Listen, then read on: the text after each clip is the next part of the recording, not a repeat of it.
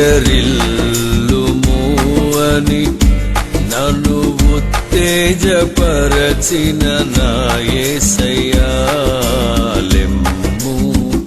తేజరిల్లుము అని నన్ను ఉత్తేజపరచిన నా యేసయ్యా నిన్నే స్మరించుకొనుచు నీ సాక్షిగా ప్రకాశించుచు రాజాది రాజు అని ప్రభువుల ప్రభువని నిన్ను వేణోళ్ళ ప్రకటించెదా. నిన్నే స్మరించుకొనుచు నీ సాక్షిగా ప్రకాశించుచు రాజాది రాజు అని ప్రభువుల ప్రభువని నిన్ను వేణోళ్ళ ప్రకటించెదా. ఎడారిలో ప్రవాహములు. నిశ్చయముగా నా ప్రభువైన యేసుక్రీస్తుని గురించిన అతి శ్రేష్టమైన జ్ఞానము నిమిత్తమై సమస్తమును నష్టంగా ఎంచుకొనుచున్నాను. ఫిలిప్పీ 3:8. ప్రకాశించుట చాలా విలువైంది.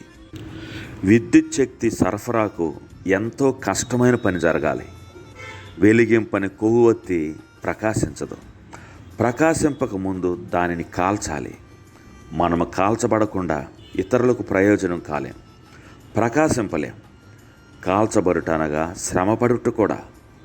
బాధకు మనము దూరముగా ప్రయత్నిస్తాం.